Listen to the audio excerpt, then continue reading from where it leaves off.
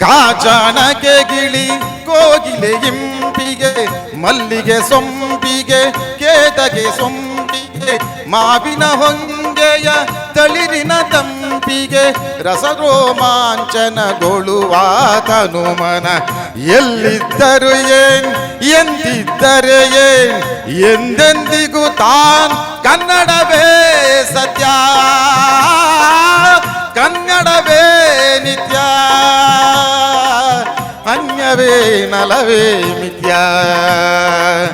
ಎಲ್ಲಾದರೂ ಇರು ಎಂತಾದರೂ ಇರು ಎಂದೆಂದಿಗೂ ನೀ ಕನ್ನಡವಾಗಿರು ಕನ್ನಡವೇ ಸತ್ಯ